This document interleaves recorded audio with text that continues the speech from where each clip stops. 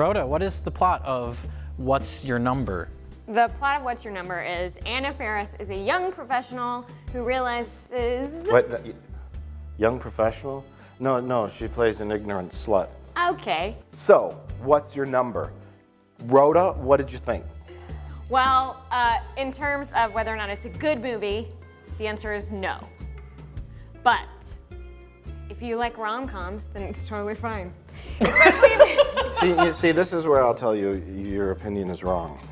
Okay. I don't mind, as I said before, I don't mind any genre of movie, as long as it's not stupid Okay. and horrible Right. and terrible. This movie was fucking awful in every imaginable way. The writing is like worse than a sitcom writing, and I mean everything about the movie is hideous. I like the predictability. I like knowing they're gonna end up in together in the end. I don't even mind like being annoyed by it. Like I'm kind of amused by the horrible writing, and like I like laughing at it. It's like Mystery Science Theater or going to see Flash Gordon. Terrible movie, terrible, but you still watch it.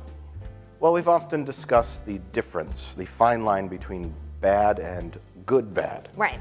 Good bad is laughing at something. Right. That's just a failure, and Right. you enjoy it, like The Room or movies like that. But then there's bad where I don't see how you can derive any kind of entertainment value from it. I consciously know that this genre is going to probably have all of those horrible elements. But at the end of the day, this is really the only genre that's about two people ending up together.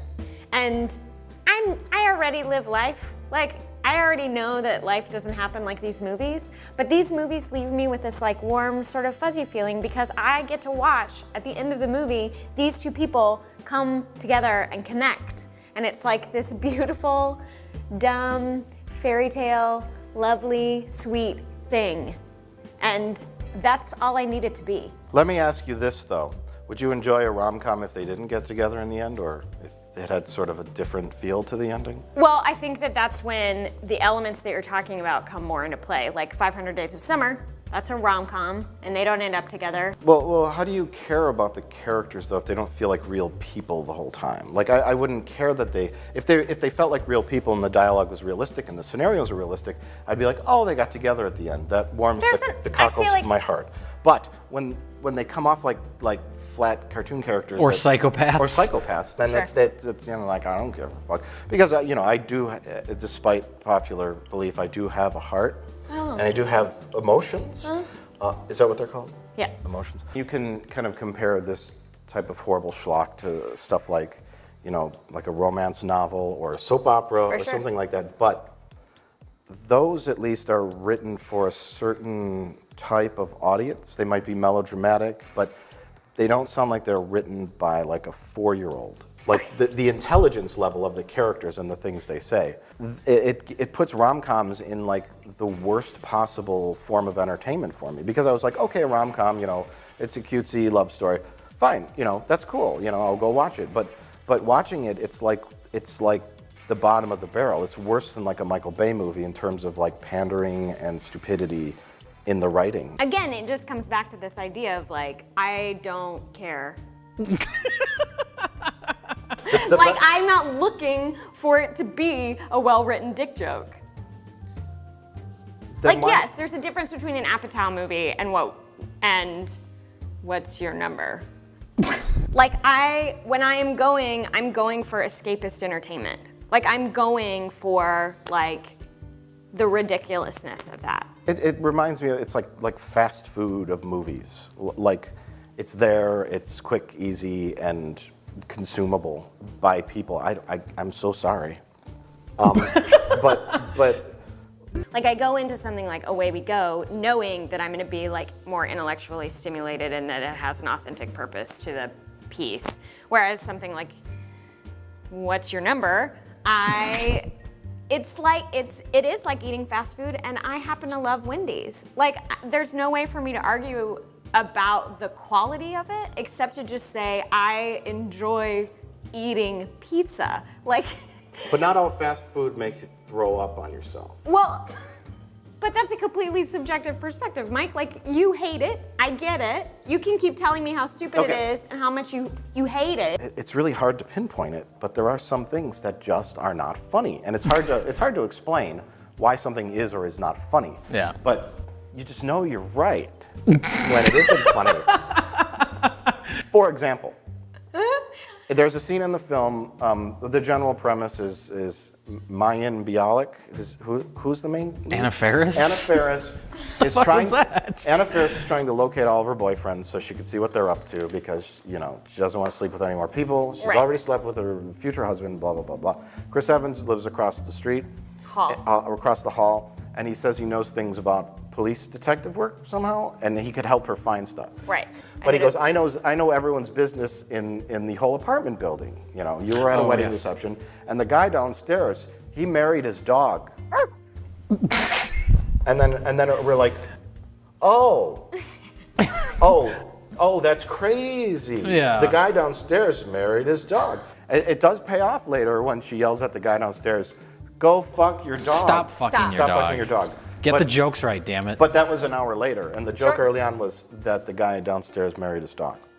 I get it. But is that funny, though? No. I find it shocking that a screenplay like this would get sold, but at the same time, I don't. Because it's just like, okay, does it have all the appropriate elements? Yes. Can we shoot it in a week? Yes. You know. Do we have the right stars attached to it? Do we have a right to start? And it's the movie isn't cynical, story-wise, but everything about it is cynical. It's pathetic. It's pathetic. But if it churns out a profit, then they dump it in a dumpster and move on. I understand movies are a business, and it's a little too businessy at this point to where it's almost a facade that's put up of humanity.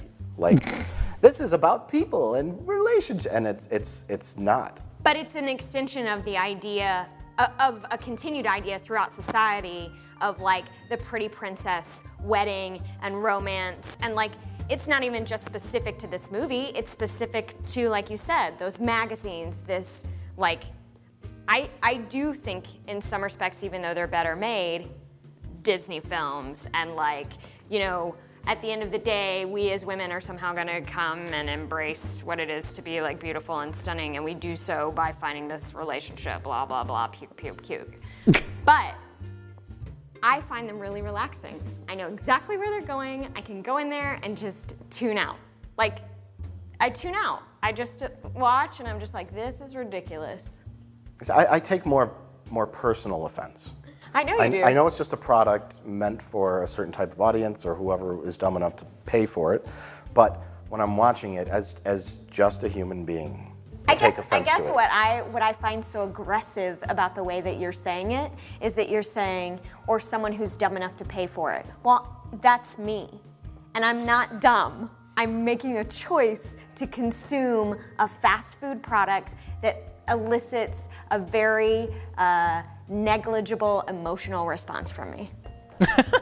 I understand guilty pleasures and liking things that are not well done, you know? Sure. But I don't know. To me, it's like I don't know. It's like that. Like listening to a song where the singer is really singing horribly and the beat is all wrong, you know? And you're like, that's very wrong. Like the guitar is completely out of tune or something. And like enjoying that and finding some enjoyment out of it. Because as an adult, as a grown-up, this guy in the apartment downstairs, he fucks his dog. Like all these like seasoned actors and comedic veterans and professionals like going, you know, but it's like, okay, you could explain that plot in a 2-minute, 30-second trailer. You can show a couple of funny people in it, Anna Faris, Chris Evans, other celebrities, and go bam, package. So in conclusion, Mike, would you recommend this movie? Fuck no.